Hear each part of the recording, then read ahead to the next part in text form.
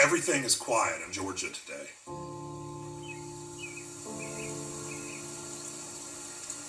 No tee shots tracking high above the trees. In Amen Corner, there will be no roars today. Years ago, when my father died without ever seeing Augusta National in person, which he longed to do, I was overcome with regret. My failure to take him to see the Masters felt like an encapsulation of so many missed opportunities. This year, I was planning on bringing my 2-year-old daughter. So while we think of the doctors and nurses who are risking their lives to save strangers because they took an oath, a reminder of what it means to be a citizen and of the social contract we make with one another when we sing the national anthem, it feels appropriate to ask why a golf tournament matters. And the answer is that the Masters, like a few other things, is a way we mark the passage of time and celebrate being alive.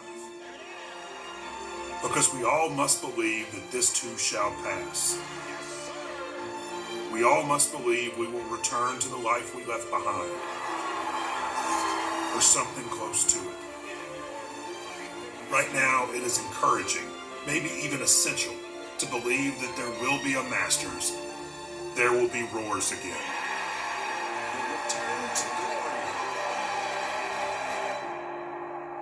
This coming November, I will bring my daughter to walk the course with me as I tell her stories about her past, about her grandfather, and about how we were hit by a terrible virus and emerged scarred but triumphant. The blossoming of spring, the color of Easter, and the arrival of the Masters coinciding in all their beauty. That's a tradition unlike any other to me. Augusta National never looked lovelier.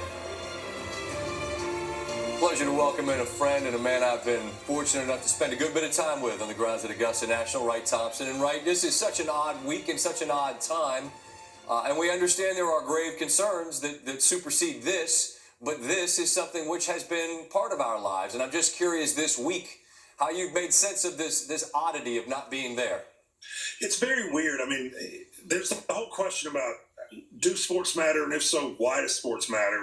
And one of the things that's most interesting to me really is that sports are how we, measure the passage of time. It's, it's how you know that it's spring. I mean, I know that sounds crazy, but the Masters and opening day for a lot of people are a very, very big deal. And so I find myself missing that and, missing the ritual of it. Both, for me, that's being there at work, but for a lot of people, that's watching it with their families on television. And there's people, and maybe you have people there. I shared the story right the other day of Miss Nadine. She checks my credential when I walk in at the par 3, and I got a phone call, all right? I got a 15-second phone call the day after from Miss Nadine, and let me tell you something. It was manna from heaven. And she said, I'll see you in November. And I was uplifted because I felt optimistic. I wonder if you found yourself looking for things in this week to feel optimistic about. Well, it's funny. I mean, I was supposed to be in Italy right now doing a Serie A story, and I got obsessed. There's this restaurant in Rome I really like, and there's this one waiter, and his name's Gianni, and I don't speak any Italian really, and he doesn't speak any English. And so I got obsessed with wanting to know what was happening to him. And so, I went and found Gianni. And, I mean, hearing from Miss Nadine sounds sort of like the same deal. Mm-hmm. It's like, the main thing I miss about smoking is there were always the same 6 people outside at Augusta National. I mean, it's like, and including, I think his name was Joe Lester, was a security guard. Uh-huh. And so it's funny, those people you remember there. Time is what this is about, and I think it takes us back in time, and now more than ever I find myself looking forward in time and trying to imagine how odd it might feel to be in November. But you know what? I look forward to it. As much as I look forward to what I know, I look forward to the unknown of what it would feel like in November. What's your sense of what it would be like?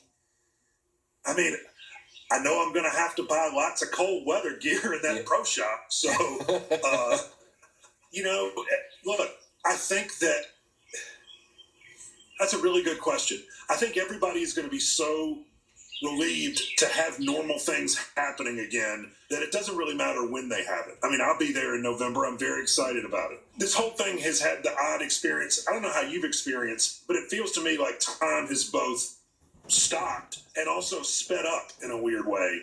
And so I do think that a lot of what people are experiencing is this weird relationship with time. I do think hitting the reset button and asking yourself what matters and who matters is a useful thing. And you matter to me, you know that. And so the chance to visit is good for the soul. And I'll promise you this much, when we get down there in November, you know what you're going to do? You're going to go to that pro shop. You're going to drop a big number on some gear because they'll have it in every size and color you need. My wife is utterly convinced that I mispack on purpose. So, yeah, I'll see you down there at the pro shop. Wright Thompson, ladies and gentlemen. Stay safe until then, okay? Thank you, Scott. You too. You have shared with us how much